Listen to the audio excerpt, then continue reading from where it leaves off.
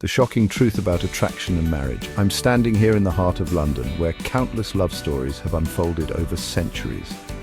But today we're diving into a question that's as old as time itself. Should physical attraction be the driving force in choosing a lifelong partner? It's a query that's puzzled philosophers, matchmakers, and love-struck individuals for generations.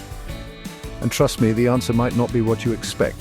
Over the next 14 minutes, we're going to uncover some truths about attraction, compatibility, and even the dangers of the so-called Don Juan. And before we begin, don't forget to subscribe to our channel and like this video if you want more content like this.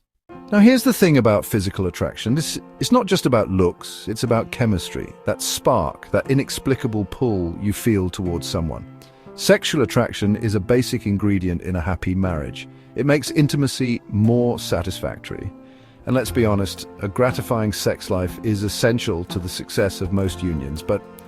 And this is a big but, while physical attraction is important, it's not the be-all and end-all. Think of it like the first bite of a really good meal. It's great, but if the rest of the dish doesn't live up to that first taste, you're going to be disappointed.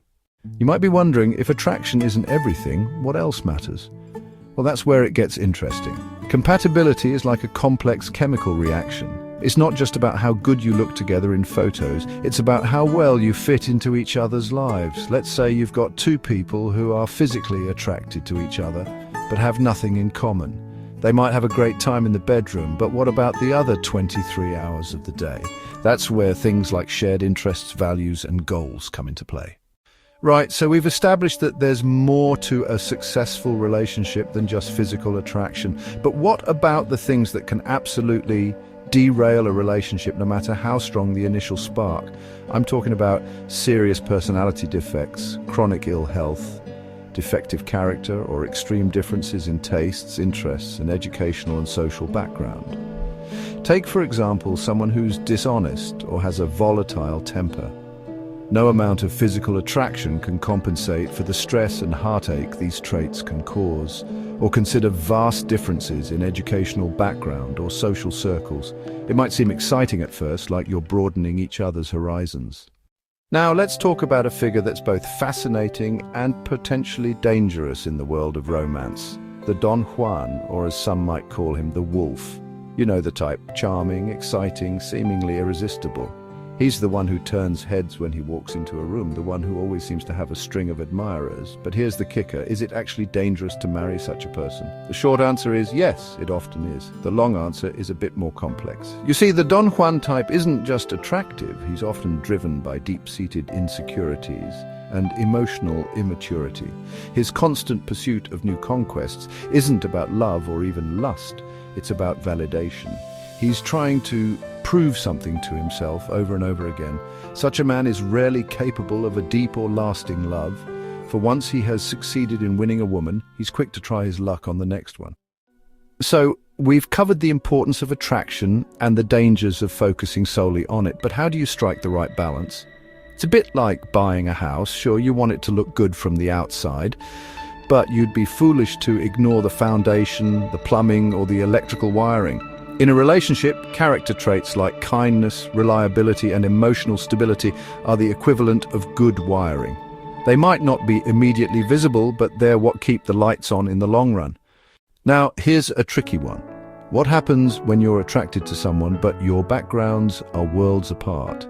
I'm not just talking about liking different music or food. I mean fundamental differences in education, social circles, or cultural values. It's like trying to fit puzzle pieces from different sets together. These differences can seem exciting at first. It's all new and interesting, right? But over time, they can lead to serious communication breakdowns. Imagine constantly feeling like you're explaining your world to your partner or vice versa. It can be exhausting.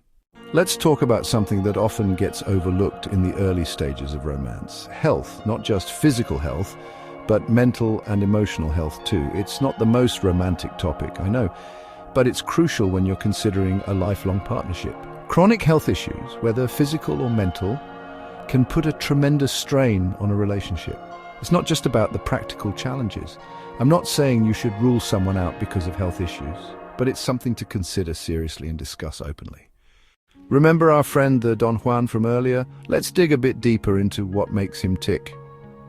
The psychology behind the wolf or serial romantic is fascinating and, frankly, a bit sad. These individuals, often men but not always, are driven by a deep-seated insecurity. They're not actually confident. They're constantly seeking validation through conquest. The tragic irony is that once they've won someone over, they quickly lose interest. It's not about the person, it's about the chase. And here's the kicker: even if they genuinely fall in love and get married, those underlying issues don't magically disappear.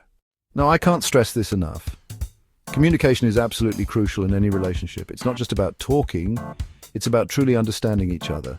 And that understanding goes far beyond physical attraction or even shared interests. It's about being able to express your deepest fears, your wildest dreams. Good communication can bridge gaps in background or experience.